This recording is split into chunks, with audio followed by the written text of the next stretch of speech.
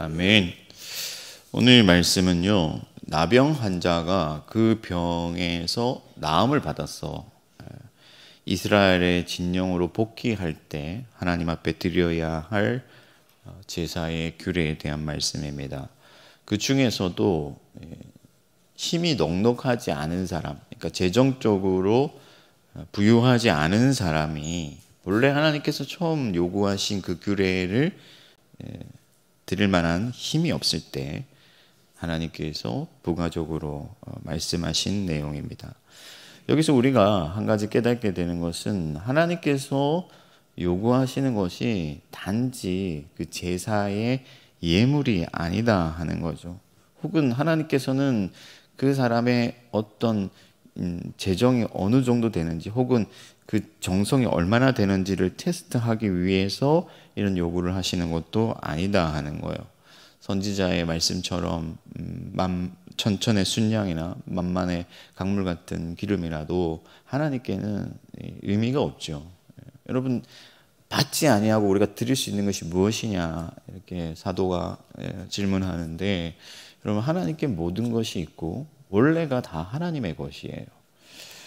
그러면 하나님께서 이 나병 환자가 회중으로 복귀할 때 이런 규례를 힘써 드리게 하신 것, 그러니까 오늘 말씀을 계속 읽어보면요, 힘이 닿는 때까지, 힘이 미치는 대로 할 수 있는 만큼, 그러니까 최선을 다해서 이런 말씀들이 등장을 하는데, 하나님께서 왜 이렇게 힘써 이런 규례를 지키게 하셨는가? 가뜩이나 병에 걸려 있어서 힘들었을 텐데 그냥 좀 빨리 복귀를 시켜주시면 될 텐데 왜 이런 복잡한 절차들을 거치게 하시는가? 우리가 이런 점을 생각해 봐야 하는데, 그 의미들은 여전히 오늘날 신약 교회에도 유효하기 때문에 하나님께서 왜 그런 규례를 따르게 하셨는지의 그 의미를 살펴보면서 우리에게 주시는 교훈을 찾기를 바랍니다. 가장 먼저 그 의미가 뭐냐면은 하나님의 은혜를 마음에 새기게 하는 것이죠. 하나님의 은혜를, 그러니까 경상도 말로는 단단하게 마음에 새기도록 하시는 겁니다. 지금 이 나병에서 깨끗함을 입은 것은 절대적인 하나님의 은혜예요. 하나님께서 이스라엘 회중에서 그가 끊어지지 아니하도록 진영 밖에서 하나님의 은혜를 갈망하도록 하시고, 그리고 하나님께서 은혜를 주셔서 그 병에서 나음을 입어서 다시 회복할 기회를 주셨다는 거예요. 이 은혜가 얼마나 귀하고 또 감사한 것인지, 하나님의 언약의 자손으로서 하나님을 예배하는 지위를 회복한 것, 그러니까 하나님과 교제 안으로 들어온 것, 이것이 얼마나 위대하고 감사한 일인지를, 이게 보통의 일이 아니라는 것을 하나님께서 마음에 새기게 하시는 거죠. 그래서 가난한 자라고 할지라도 힘써 하나님 앞에 드리게 하시는 것입니다.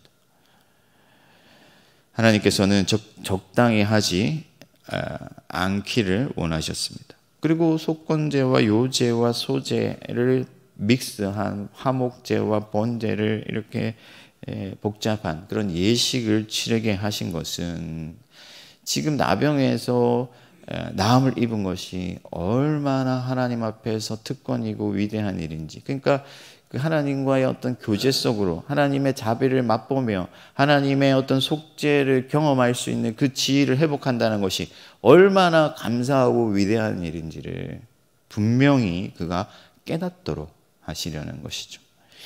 예수님께서 어떤 눈먼 자의 눈을 뜨게 해주신 일이 있었는데, 여러분, 예수님은 말씀만으로도 충분하신 분이죠. 그런데 굳이 진흙을 어깨에서 눈에 바르시고 뭐가 보이는 것이 있느냐 하시고 또 그것을 바르시고 뭐가 보이느냐. 왜 예수님께서 이런 복잡한 절차들을 거치게 하셨는가? 단번에 뜨게 하실 수도 있고 말씀만으로도 하실 수도 있고 집에 가서 갑자기 번쩍 뜰 수도 있는데 왜 이런 과정을 지나게 하셨느냐? 이 지금 예수님께서는 그가 눈을 뜬다는 그 일이 얼마나 그리스도 예수 앞에서 어떤 의미가 있는지, 얼마나 위대한 일인지, 빛 대신 그리스도 예수를 만난 것이 얼마나 복된 일인지, 그리고 본다는 것이 어떤 의미가 있는지 이런 것들을 그 마음에 새기게 하시려고 그 일을 일부러 복잡한 과정을 거치시는 거예요. 그래서 그 과정을 확장하심으로써 그 의미를 새길 수 있는 폭을 넓혀주시는 것이죠. 중풍병에 걸린 환자가 있었는데 예수님께서 안심하라. 너의 죄가 사함을 받았다. 그렇게 말씀을 하세요. 그러니까 주변에 있던 사람들 지가 뭔데 죄를 용서하는 거야? 수군거리잖아요. 물론 말로 한 게 아니라 속으로. 예수님께서 아시고 내가 어떤 말을 하는 것이 더 쉬운 일이겠느냐. 예수님은 어려운 길을 택하셨다는 거예요. 더 복잡한, 그리고 예수님이 충분히 모함 받을 수 있을 만한 그런 말을 택하셨다는 거예요. 그 이유가 뭐냐면은 의미를 알리시기 위해서, 그 사건에 어떤 의미가 있는지를 가르치시기 위해서 그렇게 하셨다는 거죠. 사랑하는 성도 여러분, 날이 갈수록 가볍고 쉬운 신앙을 요구해요. 교회를 오면요, 뭔가 좀 복잡하면 싫어해요. 그냥 좀 간소하게 합시다. 간단하게 합시다. 그래서 예전도 생략하고 순서도 생략하고 뭐 이것도 빼고 저것도 빼고 모임도 줄이고 그렇게 합니다. 성례도 횟수가 점차 줄어들어요. 어떤 교회는 1년에 한 번 하는 교회도 있습니다. 사실 뭐 세례를 예를 들면 세례가 우리가 물을 이렇게 뿌리잖아요. 이렇게 절차가 간소하게 된 것은 중세 교회의 어떤 반작용이었어요. 원래 예수님은 침례를 받으셨고 그 당시에 유대인들은 침례를 받았죠. 물에 잠기는 거예요. 근데 여러분, 침례가 사실은 좋습니다. 왜냐하면 죽었다 깨어나야 돼요. 뭔가 그 의미를 확실히 알아야 돼요. 죽음 가운데서 다시 살아나는 그 세례의 의미를 우리가 경험해야 되고, 충분히 잠김으로써 하나님의 그 무거운 은혜를 경험할 수 있는 거죠. 그래서 하나님 앞에서 다시 새롭게 된다는 것이 얼마나 위대한 일인가, 우리가 마음에 새길 수 있는 그런 기회를 얻게 되는 것이죠. 물론 이제 중세 교회가 그런 행위들 자체가 구원에 어떤 기여를 한다고 가르쳤기 때문에 반작용으로서 그렇지 않다, 물 뿌림으로써 상징적으로도 충분하다, 이런 식으로 이제 이게 간소화되기 시작한 건데요. 어쨌든 여러분, 우리가 살아가면서 하나님께서 우리에게 은혜를 베풀어 주신다는 것, 또 우리가 하나님의 자녀가 되었다는 것, 하나님 나라의 소망을 얻었다는 것, 그 하나님 나라의 백성으로서 하나님께서 살피시는 그런 삶을 살아간다는 것, 그것이 얼마나 감사한 일이고 또 위대한 일인지를 늘 기억해야 되는 것이죠.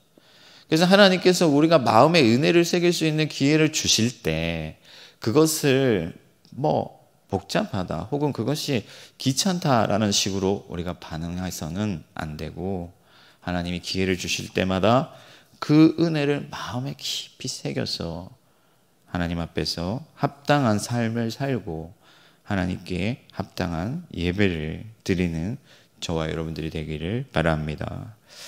두 번째는 하나님께서 예배의 기쁨을 회복시킨다는 거죠.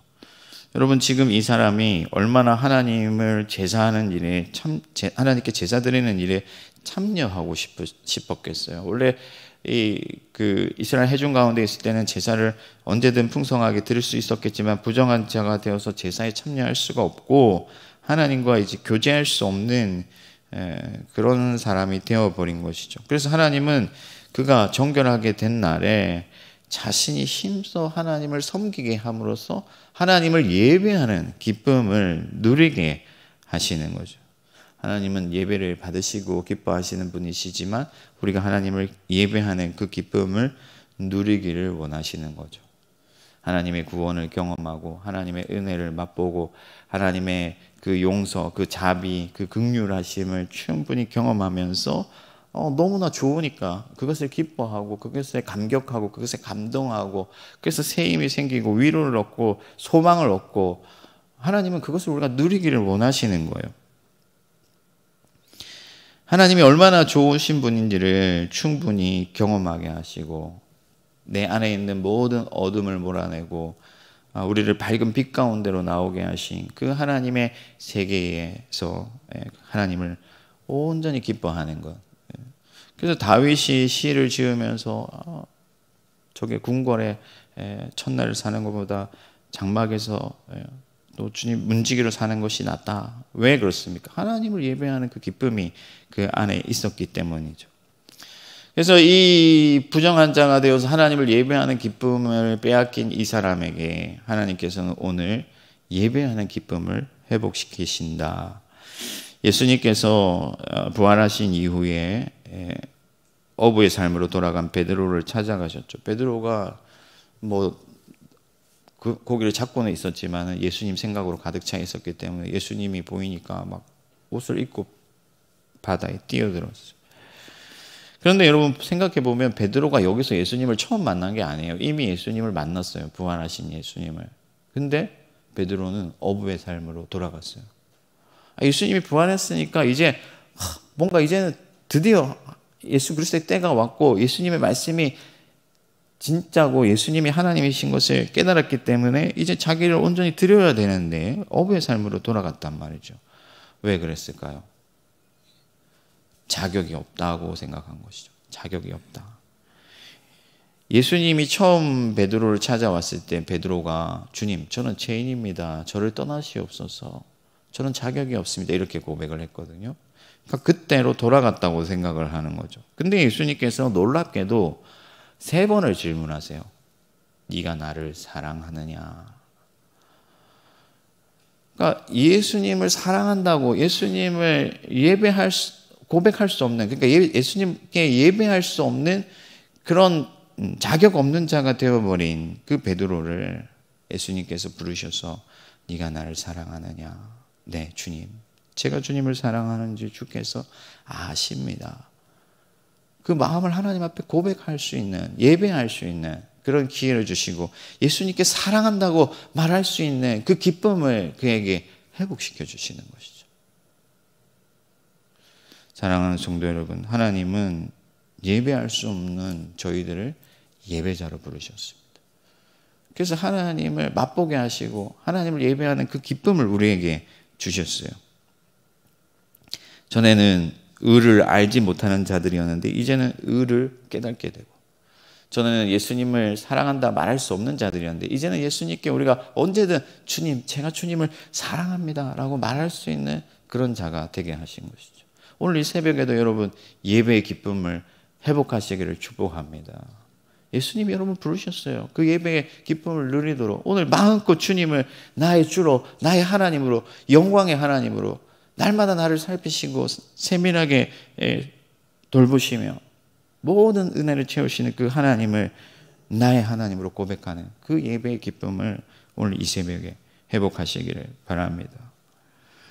예수님께서 우리의 화목제물이 되어주시고 우리의 소재와 우리의 속건제와 우리의 번제가 되어주셔서 언제든 우리가 하나님을 예배할 수 있도록 우리를 예배자의 지위를 회복시켜 주시고 하나님을 충분히 맛보게 하셔서 그 기쁨을 우리에게 주신 것이죠. 예수님께서 성찬을 제정해 주셨는데 우리가 떡과 잔을 나누잖아요. 사실 이게 떡과 잔을 나누는 게 예전에는 어떤 식탁의 의미였어요. 충분히 맛보죠.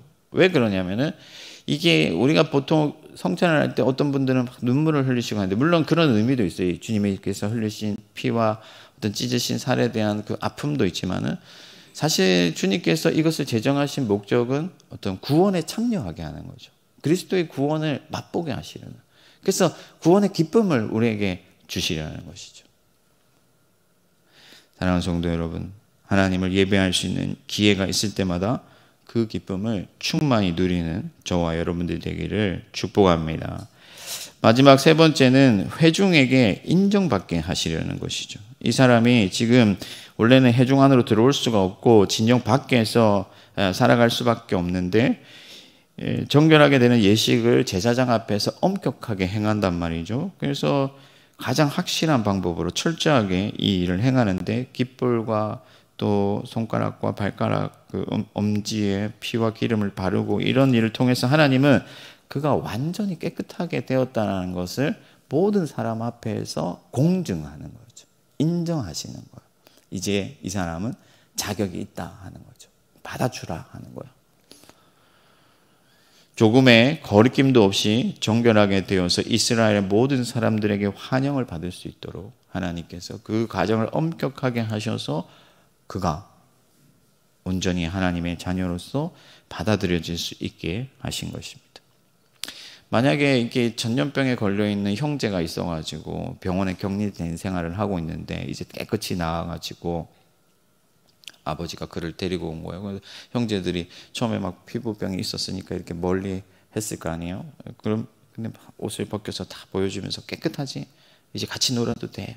하는 그런 느낌으로 하나님께서 이 그 나병 환자가 정결하게 되었다는 것을 모든 사람 앞에서 알리시는 거죠.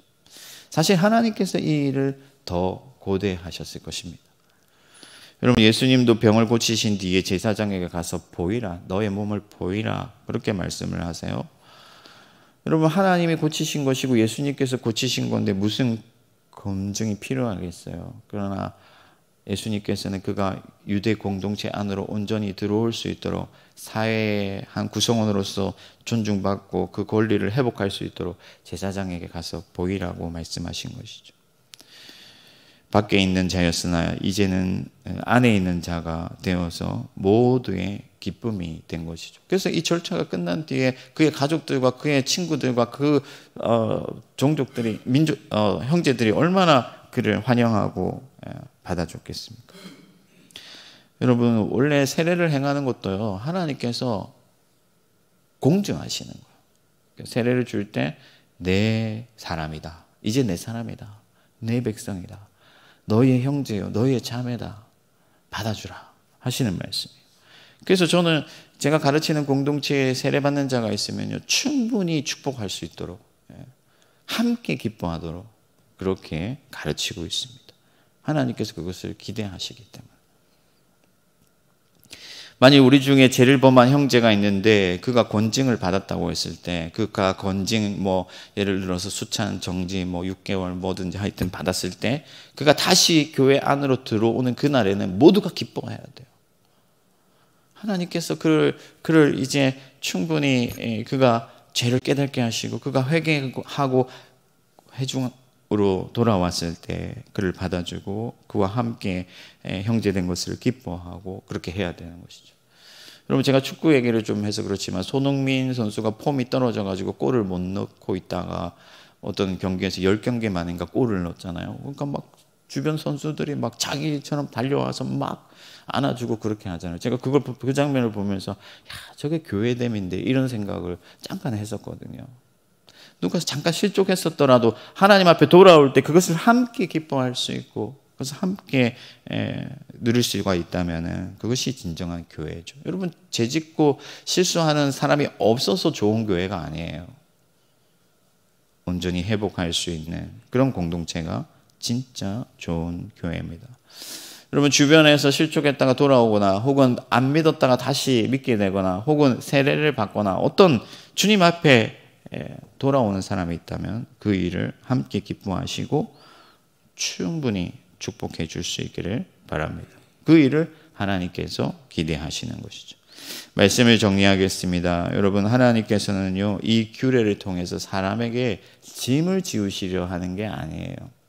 병에 걸렸다 나았는데 굳이 저렇게 복잡한 절차를 통해서 하나님이 그 사람을 힘들게 하셔야만 했는가? 그게 아니라 하나님께서는 그가 은혜를 그 마음에 깊이 각인시켜서 그 은혜 가운데서 살게 하시고 또 하나님을 예배하는, 그동안은 예배할 수 없었지만 예배하는 그 기쁨을 회복시키시고 모든 형제들에게 널리 알려서 그가 온전히 교회됨의 기쁨을 또 함께 누릴 수 있도록 하려는 것이죠. 아버지의 마음이죠. 하나님 아버지의 마음입니다. 그 마음을 알고 항상 기회 있는 대로 은혜에 참여하고 또 하나님을 예배하는 그 기쁨을 함께 누려가는 저와 여러분들 되기를 주님의 이름으로 축원합니다. 하늘에 계신 우리 아버지, 아버지의 이름을 거룩하게 하시며 아버지의 나라가 오게 하시고 아버지의 뜻이 하늘에서와 같이 땅에서도 이루어지게 하소서. 오늘 우리에게 일용할 양식을 주시고 우리가 우리에게 잘못한 사람을 용서하여 준 것 같이 우리 죄를 용서하여 주시고 우리를 시험에 빠지지 않게 하시고 악에서 구하소서. 나라와 권능과 영광이 영원히 아버지의 것입니다. 아멘.